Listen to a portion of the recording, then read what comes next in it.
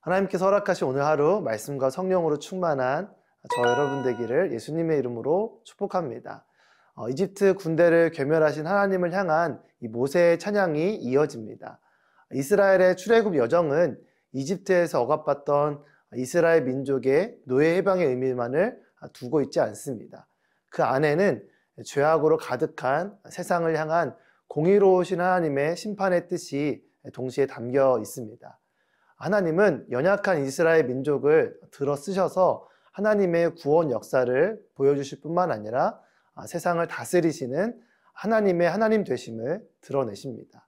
오늘 우리의 말씀 묵상을 통해 나를 향한 하나님의 은혜와 긍휼뿐만 아니라 이 세상을 다스리시는 하나님을 발견하고 그분의 이름을 찬양하는 저 여러분 되기를 바랍니다. 오늘 말씀의 주제는 외치는 믿음입니다. 오늘의 말씀은 출이집트기 15장 13절에서 21절입니다. 주께서는 그 긍휼로 주께서 구속하신 백성들을 이끄시고 주의 힘으로 그들을 주의 거룩한 처소로 이끄십니다. 열방들이 듣고 떨며 블레셋에 사는 사람들이 두려움에 사로잡힙니다. 에돔의 족장들이 놀라고 모압의 용사들이 떨림에 사로잡히고 가나안 백성들의 마음이 녹았습니다. 두려움과 공포가 그들에게 닥칠 것이니 주의 팔의 힘으로 인해 그들이 돌처럼 굳어집니다. 여호와여, 주의 백성들이 지나갈 때까지, 주께서 속량하신 백성들이 지나갈 때까지 그럴 것입니다. 주께서는 그들을 데려다가 주께서 소유하신 산에 심으실 것입니다. 여호와여, 그곳은 주께서 거처로 삼으신 곳이며 여호와여, 그곳은 주의 손으로 세우신 성소입니다. 여호와께서 영원토록 통치하실 것입니다. 바로의 말과 전차와 마병들이 바닷속으로 들어갔을 때 여호와께서 그 위로 바닷물을 전과 같이 덮으셨습니다. 그러나 이스라엘 백성들은 마른 땅 위로 바다를 가로질러 건넜습니다. 그때 아론의 누나인 여예언자 미리암이 손에 탬버린을 들었습니다. 그러자 모든 여인들이 미리암을 따라 탬버린을 들고 춤을 추었습니다. 미리암이 그들에게 노래했습니다. 여호와께 노래하라. 그가 영광스럽게 승리하셨다. 말과 말 탄 사람 모두를 바닷속으로 던져 넣으셨다. 이집트에서 종살이하던 이스라엘 민족이 구원받은 것은 하나님의 특별한 사랑 때문입니다. 13절에서는 그것을 긍휼, 헤세드로 표현하고 있습니다. 하나님의 긍휼의 사랑으로 이집트를 속량물로 삼으시고 포로되었던 이스라엘을 해방하셔서 거룩한 처소로 인도하십니다. 이 하나님의 백성에게 있어서 이 구원 역사는 감격이지만 다른 민족들에게는 큰 두려움이 됩니다. 기적적으로 홍해를 건넌 이 출애굽 사건은 이스라엘 민족을 만나게 될 이 가나안과 주변 민족들에게 큰 두려움이 됩니다. 실제로 여호수아 2장에 보면 이 출애굽 사건이 40년이나 지났는데도 불구하고 여리고성 사람들이 그 소식으로 인해서 두려워 떨었다라는 것을 확인할 수 있습니다. 이 모든 것이 하나님의 계획 가운데 있었던 것이죠. 하나님은 이미 창세기 16장에서 아브라함과 언약을 맺을 때 이스라엘 자손들이 400년 동안 이집트에서 종살이 하다가 출애굽할 것이다 라고 말씀하셨습니다. 뿐만 아니라 그들이 다시금 이 가나안 땅을 차지하게 될 것이다 약속하셨습니다.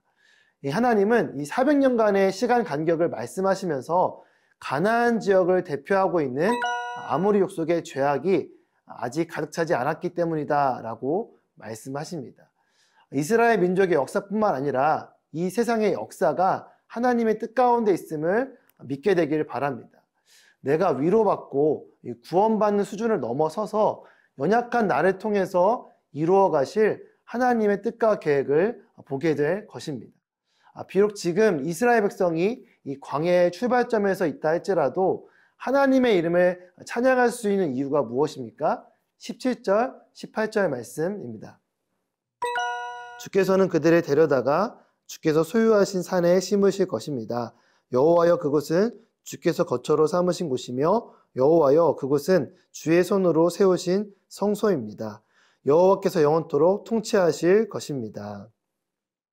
이 출애굽 사건을 통해서 모세와 이스라엘 백성들은 그 조상 아브라함에게 약속을 주신 하나님을 향한 믿음, 주께서 소유하신 산에 심으시고 영원히 통치하실 것을 믿는 믿음이 깊어졌습니다. 어려운 환경 속에 있다 할지라도 하나님이 어떠한 분이신지를 우리가 알면, 그 은혜를 깊이 경험하면 우리가 찬양할 수밖에 없습니다. 어떠한 상황 속에서도 우리를 구원하시고 인도하셔서 하나님께서 약속하신 그 성소로 인도하실 하나님을 믿는 저와 여러분 되기를 바랍니다.